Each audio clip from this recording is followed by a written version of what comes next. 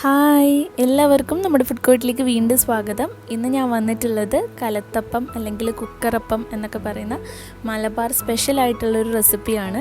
അപ്പോൾ ഇത് ശരിക്കും നല്ല ടേസ്റ്റി ആയിട്ടുള്ളൊരു അപ്പമാണ്. പിന്നെ വളരെ പെട്ടെന്ന് തന്നെ തയ്യാറാക്കിയിട്ടെടുക്കാം. ഞാനിവിടെ അരിപ്പൊടി വെച്ചിട്ടാണ് ചെയ്യുന്നത്. അതുകൊണ്ട് തന്നെ ഒരു 15 മിനിറ്റ് മതി നമുക്കിത് തയ്യാറാക്കിയെടുക്കാൻ വേണ്ടിയിട്ട്. ഒരു ഗസ്റ്റൊക്കെ വന്നാൽ നമുക്ക് എളുപ്പത്തിൽ തയ്യാറാക്കിയെടുക്കാൻ പറ്റുന്ന ഒരു റെസിപ്പിയാണ്. അപ്പോൾ നമുക്ക് വേഗം തന്നെ വീഡിയോയിലോട്ട് പോകാം. ഇതെങ്ങനെ തയ്യാറാക്കുന്നതെന്ന് നോക്കാം. അപ്പോൾ ഈ കലത്തപ്പം റെഡിയാക്കാൻ വേണ്ടിയിട്ട് ഞാനിവിടെ 1 കപ്പ് അരിപ്പൊടി എടുത്തിട്ടുണ്ട്. അപ്പോൾ നമ്മൾ ഏതെങ്കിലും കപ്പിന് അളന്നെടുത്താൽ മതി കേട്ടോ, കുഴപ്പമൊന്നുമില്ല. ഞാനിവിടെ സാധാരണ ഒരു കപ്പിന് 1 കപ്പ് അളന്ന് അരിപ്പൊടി എടുത്തിട്ടുണ്ട്. സാധാരണ നമ്മുടെ പത്തിരിപ്പൊടി എന്നൊക്കെ പറഞ്ഞ് വാങ്ങാൻ കിട്ടുന്ന പൊടിയാണ്. ഇനി ഒരു മിക്സിയുടെ ജാർ എടുക്കുക, അതിലേക്ക് ഈ 1 കപ്പ് അരിപ്പൊടി ചേർത്ത് കൊടുക്കാം. ഇനി ഇതിൻ്റെ കൂടെ നമ്മൾ ചേർക്കുന്നത് തേങ്ങ ചിരകിയതാണ്. ഞാനിവിടെ ഒരു 3 ടേബിൾ സ്പൂണോളം തേങ്ങ എടുത്തിട്ടുണ്ട്, അതും ഇതിലേക്ക് ചേർക്കണം. പിന്നെ ഇതിലേക്ക് ഒരു 1/2 ടീസ്പൂൺ നല്ല ജീരകം ചേർക്കുന്നുണ്ട്. ഇനി ഇതിലേക്ക് അതേ കപ്പിന്, നമ്മൾ അരിപ്പൊടി എടുത്ത അതേ കപ്പിന് തന്നെ അളന്നിട്ട് 1 കപ്പ് വെള്ളം ഒഴിച്ചു കൊടുക്കുന്നുണ്ട്. അപ്പോൾ വെള്ളത്തിൻ്റെയൊക്കെ അളവ് കറക്റ്റായിട്ട് എടുക്കാനായിട്ട് ശ്രദ്ധിക്കുക. 1 കപ്പ് അരിപ്പൊടിക്ക് 1 കപ്പ് വെള്ളം എന്നുള്ള രീതിയിൽ ഒഴിച്ചു കൊടുത്തിട്ടുണ്ട്. ഇനി ഇത് നന്നായിട്ട് നമുക്കൊന്ന് അരച്ചെടുക്കാം. ഇപ്പം ഞാൻ അരിപ്പൊടിയും തേങ്ങയും അതുപോലെ ജീരകവും കൂടെ നന്നായി അരച്ചെടുത്തിട്ടുണ്ട്. ഇനി നമുക്ക് ഇത് ഒരു ബൗളിലേക്ക് മാറ്റാം. അപ്പോൾ ഞാനിപ്പോൾ ഏലക്കായ പൊടിച്ചത് ചേർക്കുന്നതുകൊണ്ട് ഈ സമയത്ത് ചേർത്തിട്ടില്ല കേട്ടോ. നിങ്ങൾ ഏലക്കായ പൊടിക്കാതെ ചേർക്കുന്നതെങ്കിൽ ഈ മിക്സിയിൽ അരക്കുന്ന കൂട്ടത്തിൽ ഏലക്കായ കൂടെ ചേർത്തിട്ട് അരച്ചെടുത്താൽ മതി. ഇനി ഇതിലേക്ക് നമ്മൾ മധുരത്തിന് ചേർക്കുന്നത് ശർക്കരയാണ്. ഞാനിവിടെ 2 അച്ച് ശർക്കര എടുത്തിട്ടുണ്ട്. ഏകദേശം ഒരു 200 ഗ്രാം ശർക്കരയുണ്ട്. ഇതിലേക്ക് അതേ കപ്പിന് തന്നെ 1/2 കപ്പ് വെള്ളമാണ് ഒഴിക്കുന്നത്. അപ്പോൾ നമ്മൾ പൊടിയുടെ കൂടെ 1 കപ്പ് വെള്ളം ഒഴിച്ചു, ശർക്കരയുടെ കൂടെ നമ്മൾ 1/2 കപ്പ് വെള്ളമാണ് ഒഴിക്കുന്നത്. അപ്പോൾ വെള്ളത്തിൻ്റെ അളവ് കറക്റ്റായിട്ട് എടുത്താലേ നമ്മുടെ കലത്തപ്പം നല്ല റെഡിയായിട്ട് കിട്ടുള്ളൂ. അപ്പോൾ 1/2 കപ്പ് വെള്ളവും കൂടെ ഒഴിച്ചിട്ട് നമുക്ക് ഈ ശർക്കര നന്നായിട്ടൊന്ന് ഉരുക്കിയെടുക്കണം. ഇതിനങ്ങനെ പാകമൊന്നുമില്ല, ശർക്കര നന്നായിട്ട് അലുത്ത് ഉരുകി ഇതുപോലെ ഒന്ന് തിളച്ച് വന്നാൽ മതി. അതിനുശേഷം നമുക്കിത് ഓഫ് ചെയ്തിട്ട് ഇതൊന്ന് അരിച്ചെടുക്കാം. എന്നിട്ട് ശർക്കര ചൂടോടുകൂടി തന്നെ നമ്മൾ അടിച്ചു വെച്ചിരിക്കുന്ന അരിപ്പൊടിയുടെ മാവിലേക്ക് ഒഴിച്ചു കൊടുക്കണം. അത് നല്ല ചൂടോടുകൂടി തന്നെ ഒഴിക്കാനായിട്ട് ശ്രദ്ധിക്കുക. ഒഴിക്കുന്നതിൻ്റെ കൂട്ടത്തിൽ ഒരു കൈ കൊണ്ട് അത് ഇളക്കിക്കൂടെ കൊടുക്കുക. അപ്പോൾ കട്ടയൊന്നും ഇല്ലാതിരിക്കാൻ വേണ്ടിയിട്ടാണ്. നല്ല ചൂടോടുകൂടി തന്നെ നമ്മുടെ ശർക്കരപ്പാനി അതിലേക്ക് ഒഴിച്ചിട്ട് നന്നായിട്ടങ്ങ് ഇളക്കി കൊടുക്കുക. അപ്പോൾ നമ്മുടെ മാവിൻ്റെ ഒരു കൺസിസ്റ്റൻസി എന്ന് പറയുന്നത് ഇതുപോലെ ലൂസായിട്ടുള്ള മാവായിരിക്കും കലത്തപ്പത്തിൻ്റെ. ഒട്ടും തന്നെ കട്ടി ഉണ്ടാവില്ല. കണ്ടില്ലേ, ഇതാണ് ആ മാവിൻ്റെ ഒരു കറക്റ്റ് പരുവം എന്ന് പറയുന്നത്. ഇനി നമുക്കിതിലേക്ക് ഏലക്കായ പൊടിച്ചത് ചേർക്കാം. ഞാൻ പറഞ്ഞ പോലെ നിങ്ങൾ പൊടിയല്ല ചേർക്കുന്നതെങ്കിൽ നേരത്തെ മിക്സിയിലിട്ടിട്ട് അരച്ചെടുത്താൽ മതി. പിന്നെ ഇതിലേക്ക് നമുക്ക് 1 പിഞ്ച് സോഡാപ്പൊടി ചേർക്കണം. ഒരു നുള്ള് മതി, അത്ര അധികമൊന്നും വേണ്ട. ആ ഒരു ടെക്സ്ചർ കറക്റ്റായിട്ട് കിട്ടാൻ വേണ്ടിയിട്ടാണ്.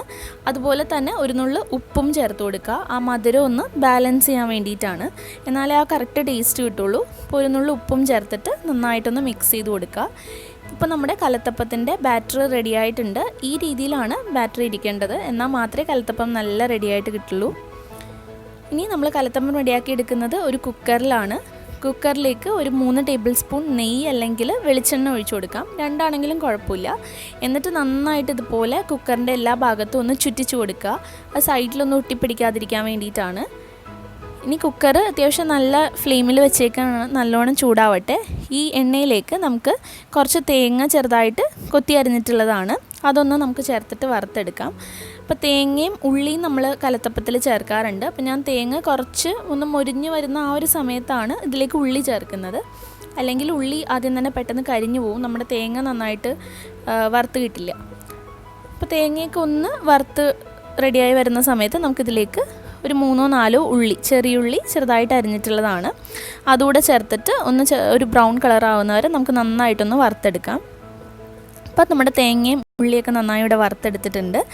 അതുപോലെ നമ്മുടെ കുക്കർ ഇപ്പോൾ നല്ല ചൂടായിട്ടിരിക്കുന്ന സമയമാണ്. ആ ചൂടിൽ തന്നെയാണ് നമ്മളിതിലേക്ക് നമ്മുടെ മാവ് ഒഴിച്ചു കൊടുക്കേണ്ടത്. അത് പ്രത്യേകം ശ്രദ്ധിക്കുക. അപ്പോൾ നമ്മുടെ ഈ ഒരു സമയത്ത് ഇതിലേക്ക് നമുക്കങ്ങ് മാവ് ഒഴിച്ചു കൊടുക്കാം. അപ്പോൾ തേങ്ങയൊക്കെ മുകളിലേക്ക് പൊങ്ങി വന്നോളും. മാവ് ഒഴിച്ചതിന് ശേഷം വേണമെങ്കിൽ ഒന്ന് സ്പ്രെഡ് ചെയ്ത് ഇതുപോലെ ഒന്ന് കയ്യിൽ വെച്ചിട്ടൊന്ന് ആക്കി കൊടുത്താൽ മതി. ഇപ്പോൾ നോക്കുമ്പോൾ മനസ്സിലാവും സൈഡിലൊക്കെ ആ എണ്ണയൊക്കെ തെളിഞ്ഞ് വരുന്നുണ്ട്. അപ്പോൾ അങ്ങനെ വരുന്ന സൈഡൊക്കെ ചെറുതായിട്ടൊന്ന് വെന്ത് തുടങ്ങും. അപ്പോൾ ആ സമയത്ത് നമുക്ക് കുക്കർ അങ്ങ് അടച്ച് വെക്കാം. അടച്ച് വെക്കുമ്പോൾ വിസിൽ വെക്കാതെ വേണം അടച്ച് വെക്കാൻ വേണ്ടിയിട്ട്. ആദ്യത്തെ ഒരു കുറച്ച് മിനിറ്റ് വേണമെങ്കിലൊന്ന് മീഡിയം ഫ്ലെയിമിൽ വെക്കാം. അതിനുശേഷം ലോ ഫ്ലെയിമിലാക്കി വെക്കുക. ഒരു 7-8 മിനിറ്റ് ആകുമ്പോൾ നമ്മുടെ കുക്കറിൻ്റെ മുകളിൽ നിന്ന് ഇതുപോലെ നല്ല പ്രഷറിൽ ആവി വരാനായിട്ട് തുടങ്ങും. അങ്ങനെ വന്നിട്ടുണ്ടെങ്കിൽ നമ്മുടെ കലത്തപ്പം വെന്തിട്ടുണ്ട് എന്നാണ്. ഓഫ് ചെയ്ത ശേഷം ഒരു 10-15 മിനിറ്റ് അങ്ങനെ തന്നെ വെക്കുക. അടപ്പിൽ നിന്ന് വേണമെങ്കിൽ മാറ്റി വെക്കാം, അല്ലെങ്കിൽ അടിവശം കരിഞ്ഞു പോവും. അപ്പോൾ എന്നിട്ട് കുറച്ച് നേരം കഴിഞ്ഞിട്ടാണ് നമ്മളിത് തുറന്ന് നോക്കേണ്ടത്. തുറന്ന് നോക്കിയിട്ട് ഒരു സ്ക്വയർ വെച്ചിട്ടോ ഒരു കത്തി വെച്ചിട്ടോ ഒന്ന് കുത്തി നോക്കിയാൽ മതി, വെന്തിട്ടുണ്ടോ എന്ന് അറിയാൻ പറ്റും. എന്നിട്ട് ഇത് നന്നായിട്ട് തണുത്തതിന് ശേഷം മാത്രം കുക്കറിൽ നിന്ന് പുറത്തേക്ക് എടുക്കുക, അല്ലെങ്കിൽ അടിയിലൊക്കെ ഒട്ടിപ്പിടിക്കാനുള്ള ചാൻസ് ഉണ്ട്. നന്നായിട്ട് തണുത്തതിന് ശേഷമാണെങ്കിൽ നമുക്ക് പെട്ടെന്ന് എടുക്കാനായിട്ട് പറ്റും. പിന്നെ എൻ്റെ കുക്കർ ഇതുപോലത്തെ കുക്കർ ആയതുകൊണ്ട് ഉള്ളിൽ നിന്ന് പുറത്തേക്ക് എടുക്കാൻ കുറച്ച് ബുദ്ധിമുട്ടാണ്. എന്നാലും നമ്മൾ നന്നായിട്ട് തണുത്തതിന് ശേഷമാണ് എടുക്കുന്നതെങ്കിൽ നമുക്ക് എളുപ്പത്തിൽ തന്നെ എടുക്കാനായിട്ട് പറ്റും. അപ്പോൾ ഇതിൻ്റെ ഇപ്പോൾ അടിവശമൊന്നും കരിഞ്ഞിട്ടൊന്നുമില്ല, നന്നായിട്ട് തന്നെ നമ്മുടെ കലത്തപ്പം വന്നിട്ടുണ്ട്. കണ്ടില്ലേ, നല്ല സോഫ്റ്റ് ആയിട്ടാണ് ഉള്ളത്. അപ്പോൾ ഇതിൽ നിറയെ ഇങ്ങനെ ഹോൾസ് പോലെ ഉണ്ടാവും. അതാണ് നമ്മുടെ പെർഫെക്റ്റ് ആയിട്ട് വന്നിട്ടുണ്ട് എന്നുള്ളതിൻ്റെ അർത്ഥം. അപ്പോൾ നമുക്കിനി ഈ കലത്തപ്പം ഒന്ന് മുറിച്ച് നോക്കാം. ഇത് മുറിച്ച് നോക്കിയാലേ ഇതിനുള്ളിൽ ആ ആരൊക്കെ കറക്റ്റ് വന്നിട്ടുണ്ടോ എന്ന് അറിയാൻ പറ്റുള്ളൂ. അപ്പോൾ നന്നായിട്ട് കലത്തപ്പം വന്നു എന്നുള്ളതിൻ്റെ ഒരു ഇതാണ്. ഉള്ളിലൊക്കെ ഇങ്ങനെ നിറയെ ലൈൻസ് ഉണ്ടാവും. അതുപോലെ ഇതിൻ്റെ ബാക്കിലൊക്കെ നിറയെ ഇങ്ങനെ ഹോൾസ് ആയിരിക്കും, തേനീച്ചക്കൂട് പോലെ അതുപോലെയാണ് ഉണ്ടാവുക. ഇപ്പോൾ ഇതാ നമ്മുടെ കലത്തപ്പം നല്ല റെഡിയായിട്ട് വന്നിട്ടുണ്ട്. കണ്ടില്ലേ, നിറയെ ആ ലൈൻസൊക്കെ ഉണ്ട്. അതുപോലെ നല്ല സോഫ്റ്റായിട്ടുള്ളത്, കഴിക്കാനും നല്ല ടേസ്റ്റാണ്. പിന്നെ അരിപ്പൊടി വെച്ചിട്ട് വളരെ എളുപ്പത്തിൽ നമുക്കിത് തയ്യാറാക്കിയിട്ടെടുക്കാം. പിന്നെ ആ ഒരു മാവിൻ്റെ ആ ഒരു കൺസിസ്റ്റൻസിയും അതുപോലെ നമ്മൾ ആവിയിൽ വേവിക്കുന്ന ആ ഒരു സമയവും മാത്രം ശ്രദ്ധിച്ചാൽ മതി. ഒരു 10 മിനിറ്റിനുള്ളിൽ എടുക്കുള്ളൂ ഇത് വെന്ത് വരാനായിട്ട്. ഉള്ളിൽ നിന്ന് നന്നായിട്ട് ആ ആവി വന്ന സമയമാകുമ്പോൾ ഓഫ് ചെയ്തിട്ട് ഒരു 10-15 മിനിറ്റ് മാറ്റി വെച്ചിട്ട് തുറന്ന് നോക്കിയാൽ മതി. അപ്പോൾ എല്ലാവരും ട്രൈ ചെയ്ത് നോക്കുക, എന്നിട്ട് നിങ്ങളുടെ അഭിപ്രായങ്ങളൊക്കെ പറയുക. അതുപോലെ നമ്മുടെ ചാനൽ ഇതുവരെ സബ്സ്ക്രൈബ് ചെയ്തിട്ടില്ലെങ്കിൽ താഴെ ഒരു റെഡ് കളറിലൊരു സബ്സ്ക്രൈബ് ബട്ടൺ ഉണ്ട്, അതൊന്ന് പ്രസ് ചെയ്തിട്ട് സബ്സ്ക്രൈബ് ചെയ്യുക. അപ്പോൾ അതിൻ്റെ അടുത്തൊരു ബെല്ലൈക്കൺ വരും, അതോടെ ക്ലിക്ക് ചെയ്യുക നോട്ടിഫിക്കേഷൻസിനായിട്ട്. അപ്പോൾ നെക്സ്റ്റ് വീഡിയോയിൽ വീണ്ടും കാണാം. താങ്ക്